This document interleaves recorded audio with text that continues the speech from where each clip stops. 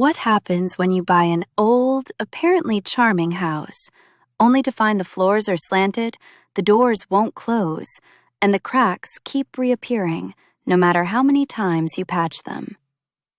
But here's the twist. The problem was never just the walls. The foundation was poured crooked, on purpose. That's the perfect metaphor for our subject today. Yeah, exactly. That house metaphor gets right to the heart of it. We're talking about systems of power, particularly in Louisiana, but in truth, this kind of setup stretches across the whole country. It's a structure built not just haphazardly, but engineered to slowly collapse on those at the bottom, while keeping those at the top perfectly comfortable.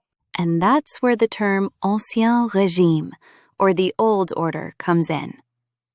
Most of us hear that and imagine powdered wigs and guillotines, but it's actually a way to describe something incredibly modern. A tangled web of political corruption, economic exploitation, and strict social hierarchies. A living, breathing system built on hidden handshakes and sharp knives. Exactly.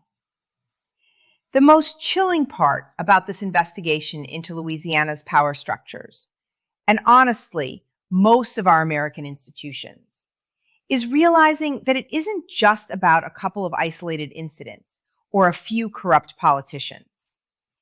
It's a cohesive organism, evolving over centuries. To understand why, you have to trace it back to the original blueprint, the Code Noir of 1685. Yes. As I understand it, the Code Noir, or the Black Code, wasn't about justice. It was about profit. These laws literally categorized one group of people as movable property for the economic gain of others. And yet, somehow, that code isn't just historical trivia. How did this kind of system survive the transitions from French to Spanish to American control? Or the Civil War? Or the Civil Rights Movement? Because every new regime saw how profitable the blueprint was. And instead of replacing it, they simply updated it. When the Anglo-Americans came in, they didn't erase the racial and economic hierarchy. They just tweaked the language. The operating system stayed the same. Hoard wealth and keep the powerful in power. Which explains why every major reform, every civil rights gain or diversity initiative always feels so fragile. Right. It's as if every modern reform is just a patch, not a rewrite of the foundation. So when the political winds change, the old order just comes back. The original code is never overwritten. It just waits for a chance to reassert itself. That's it.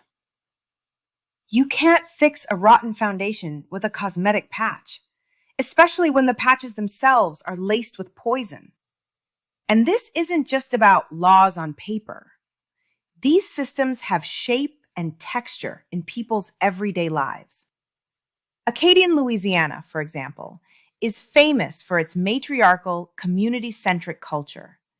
And there are stories of neighbors harvesting each other's crops in times of need. It sounds like an ideal of communal care.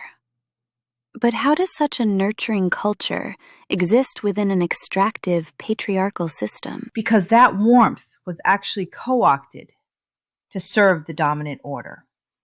The powerful local matriarchs became the internal enforcers. They policed marriages, excluded anyone who threatened their family's social standing, and obsessed over preserving bloodline purity. They weren't rebels. They were navigating the system to keep their own families afloat, even if it meant turning the gears of the machine themselves. So, the very people caring for the community are also the guardians of this caste system. That's such a disturbing contradiction. But in its own twisted way, it makes sense. Survival for some, always meant enforcing the rules that kept others down. Exactly. And when you look at events like the floods of 1927, the brutality gets even clearer. For example, in my novel, What the Levee Said, that wasn't just a natural disaster. My protagonist discovers that the local elites engineered the floods to wipe out prosperous Black landowners and then snapped up that same land for pennies after the disaster. And those lands, now sites of huge industrial polluters, became sources of generational wealth for a few and generational harm for communities still living with the consequences. Yep, that's the legacy. Generational theft, evolving into generational poisoning. The ultimate goal wasn't just profit, it was erasure. Take people's land, you erase their anchor, their history, and their ability to resist. That's why calling it local corruption completely misses the point.